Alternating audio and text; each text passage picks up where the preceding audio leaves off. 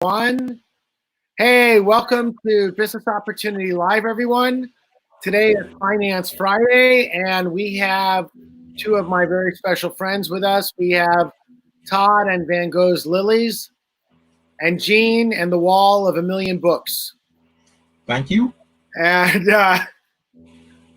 today we're going to talk about your money and what does it mean to actually have it today and how you can keep it and who wants it. So I'm actually going to share a little bit about my experience with all of the government programs and what's working and what's not working. And I will tell you, I had been really annoyed the last few weeks because the experience I had had personally was of applying and applying and applying for programs, not getting any feedback, not seeing any money, and wondering.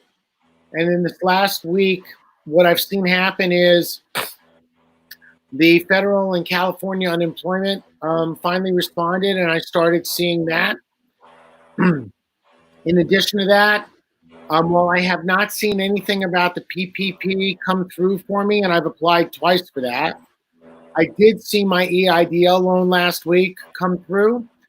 And when it did, not only did it come through with a vengeance, but it also came through on Friday. Saturday, I signed the loan documents, and Tuesday, the money was in my account. So please, everybody, don't lose hope. There is money that's out there, and it's slowly moving through the system. It's been moving quicker for some, slower for others. It's not a perfect science. And I know that a lot of you really are interested in and want to take advantage of these programs, and you're enrolled and you're registered, and that will make a big difference for you when the money starts showing up. So don't despair. And if you have questions, please go ahead and type them into the comments section here while you're watching our video today so that we can get them answered for you. So with that, I'm going to turn our attention back to the group. And let's start up with Todd today. Hey, Todd. Hi, Jeff. I got from your conversation earlier that there's not a lot to report on the market today. It's real quick. It's real quick, since we're starting to sound like a broken record. It was a good week in the market. In fact, it was our best week in a month. Best Dow gains since April. Small cap surging. The Dow ended up a little bit down today, but is up 1.7 for the week. The S&P 500 up a quarter for the day, up over 1.4 for the week. The NASDAQ up a little less than 0.5% for the day, up 1.6 for the week. The market is just chugging along. There's definitely some volatility, depending on who says what on a given day. But we're in a good recovery time still. So that kind of sounds to me a little bit like, ho-hum, nothing to do, let it sit, it's okay. Well, no, here's the answer to that, Jeff. It's never nothing to do. It's a great time to save.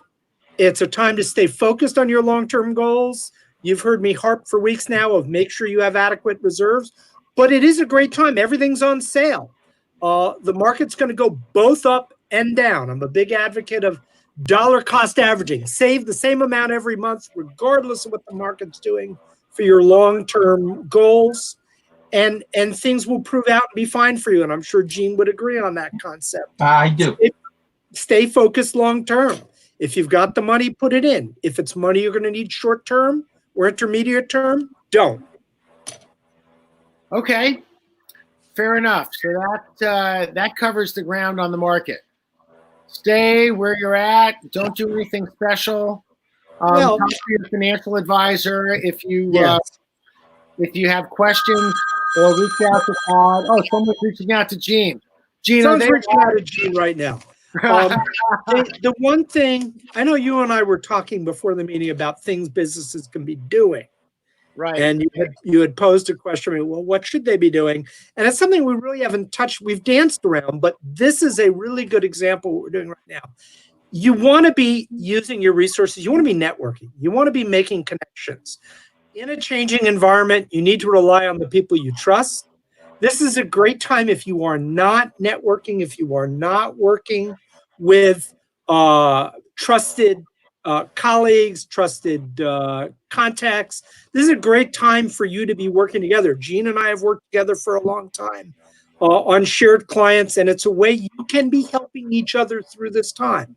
You know, whether it's C-level, BNI, LaTips, Leads, your local chamber of commerce, or just good long-term relationships with your vendors, colleagues, and even clients, you want to be making sure that you are reaching out and staying in touch. Well, I think if I may add to that, is that when you have trusted advisors like Todd and Jeff, is that you have no qualms about referring them to your clients and not worrying that they're going to get basically a bad deal out of it. Having that high confidence to recommend professionals that you know goes a long way of strengthening the relationships with your clients. And I'll just segue back to that, and then Jeff, I really want to hand it to you because I know what Gene's got ready to talk about today. The one thing I'll add is your best colleagues, your best contacts may have a different take than you do on the current situation and may have ideas you can be incorporated to strengthen your relationship with your clients. Perfect. Okay. Well, hey, thank you so much, Todd, for that. As always, really enjoy getting your perspective and hearing what you see. I just want to really acknowledge, it's not that people should be networking now. It's that they should be always networking, right? I mean, the fact of the matter is people do business with people they like and trust. And the number one way to develop relationships is to develop them through your people that you like and trust and that like and trust you. I can just tell you personally, in my experience during the last 3 months, I got connected to a group of people that started engaging in providing some of the PPE equipment rather, for first responders and hospitals and governments. And what that's turned into for me are relationships that are global. And it all happens because someone that liked and trusted me introduced me to someone that liked and trusted them. And it doesn't matter whether you're starting something new or have been at it for years and years. There will be a place in and a space for you in those relationships. But it'll only happen if you reach out and say hi. So reach out and say hi. Okay, so today we are going to talk to Gene Cohen, my CPA and tax strategist. And Gene has prepared a lot of information for us about the PPP and government programs. And Gene, why don't you go ahead and launch? Well, thank you.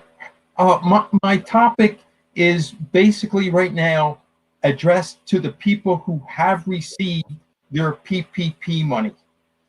The SBA, in working out what's going to be forgiven, is extremely detailed oriented, and keeping very good records is going to be required in order for you to qualify for the forgiveness.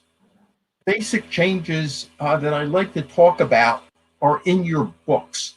The majority of you probably have QuickBooks, and it's really easy to set up these accounts in QuickBooks. They're all required if you want to qualify for the forgiveness. So basically, talk to your bookkeeper or your accountant or your CPA to give you some guidance on doing this. So I'm just going to touch on the changes that will be required in your accounting software, be it QuickBooks or whoever you're using for it. The first one is that when you get your PPP money, it's a loan, and you should record it as such on your balance sheet as a liability. So when you receive the money, it's basically a loan, as if you were getting it from the bank or a stockholder that has to be paid back. The next step on this is you need a set of accounts which separately track your PPP expenses.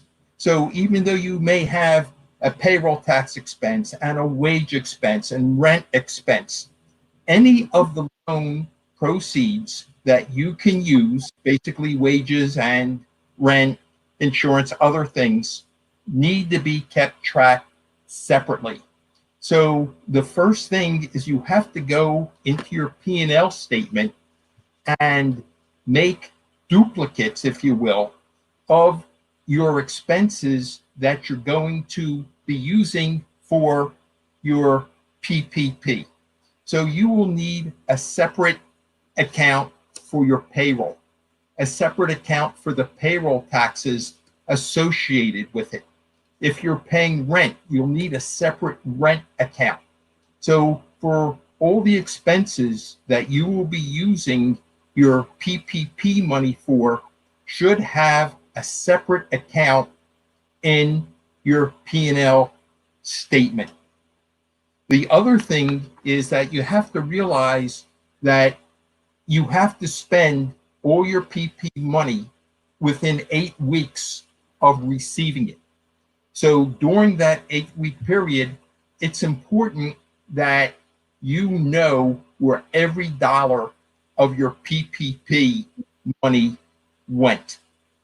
So basically, that once you set up these accounts, is to use the percent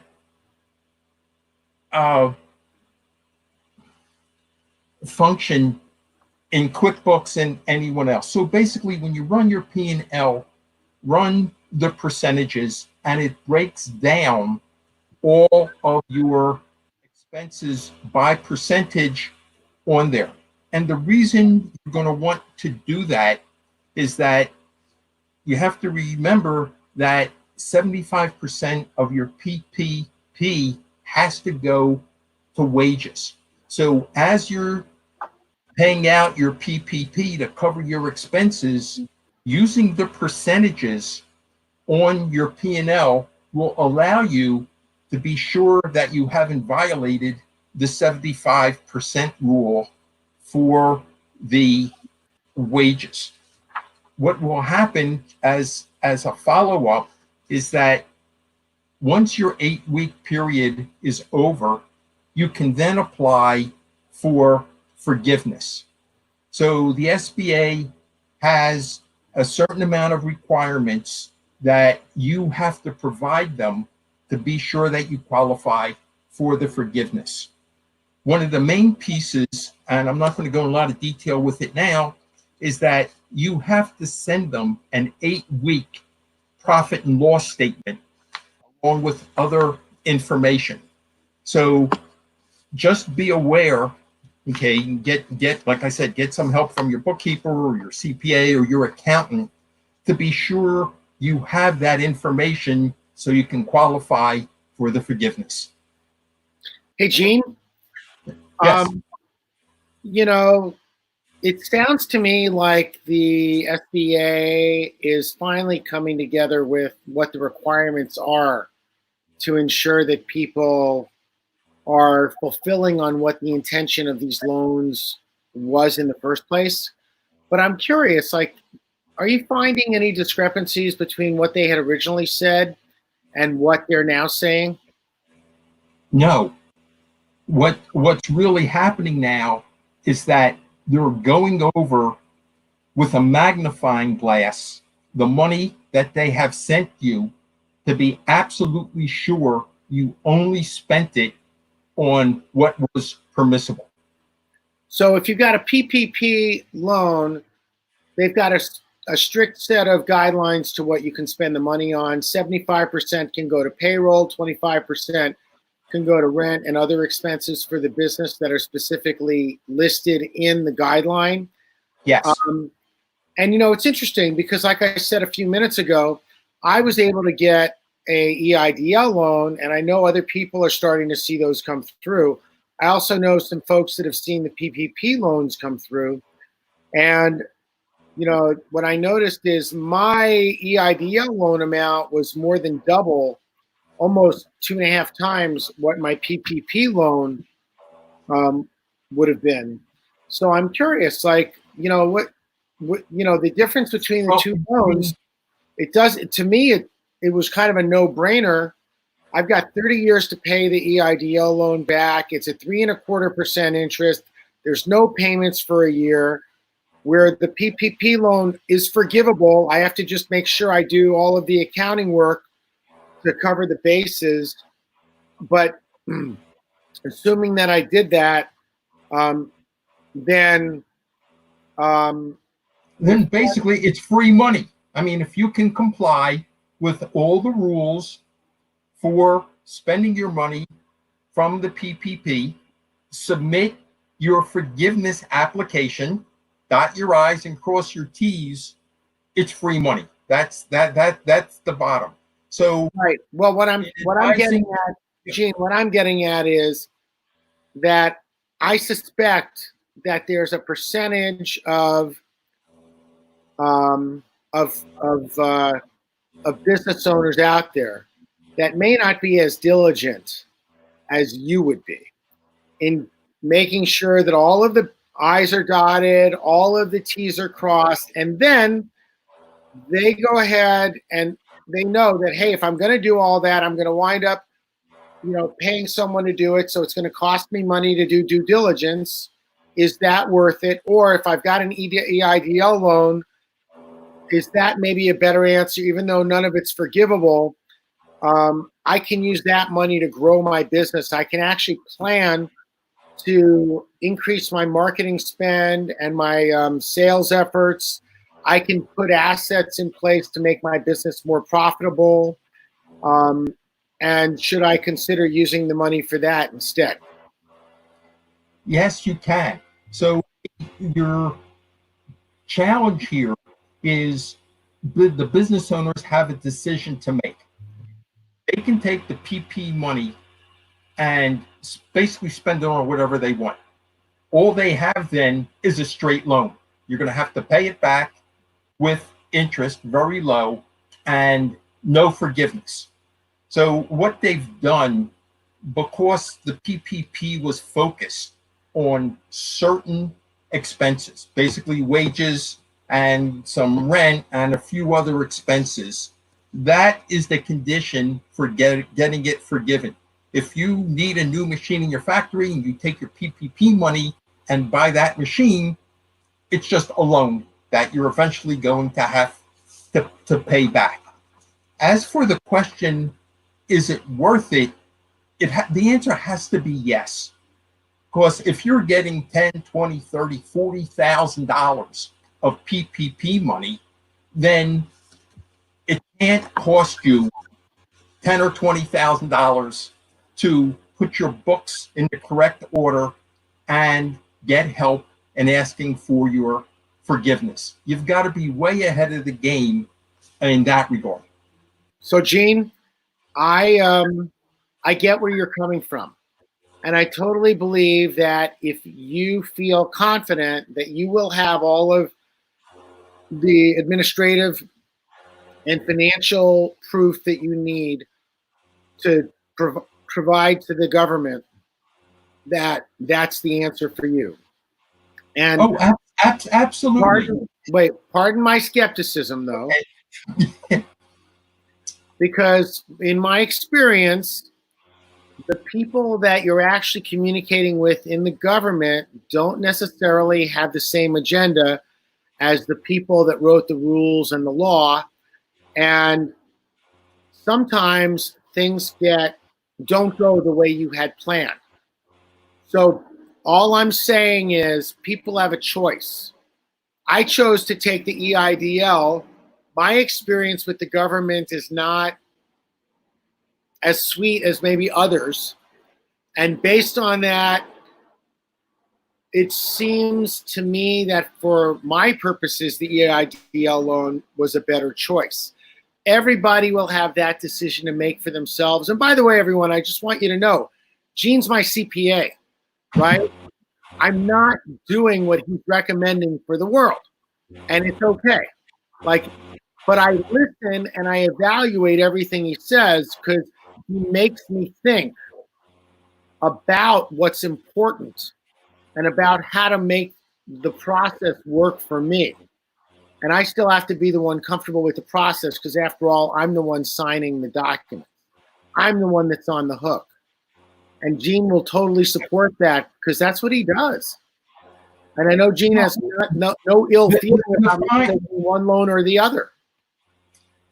All decisions ultimately come down to the business owner. So you and I and Todd are advisors. Okay? We will provide you with your alternatives and recommend the best plan for you. However, it's always the business owner who gets to make the final decision. So basically, we're advisors. We provide help, understanding, okay, of what's involved, and the owner makes the decision. 100%.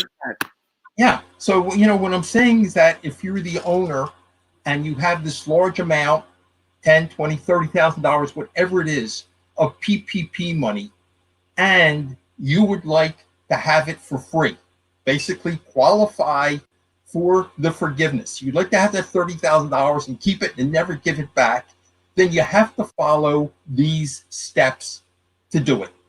Okay?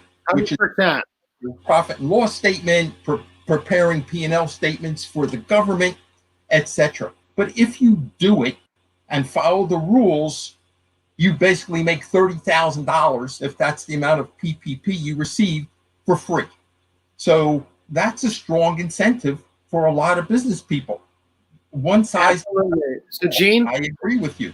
One size doesn't fit all, and it's okay. Like, I got your commitment that people get the money and are able to use it for free. Hey, listen, I want to just start wrapping up right now. And before we do, I want to turn back to Todd. Todd, what are you getting out of this conversation that Gene and I are having over here? Well, first and foremost, I'm going to put in there what Gene touched at the end. You need to be getting help, even if it's just as a sounding board. If you don't have a CPA, like Jeff, I'm going to strongly recommend you're talking to somebody about the tax implications of what you're going to decide. Gene's a great choice for that. You saw his phone number, and I know he's happy to take a conversation with anyone. On a similar basis, I know week after week I harp about having resources. I tell you about building strategic partnerships. If you need someone to talk to, just to talk to them, you are welcome. There's my email. There's my phone number.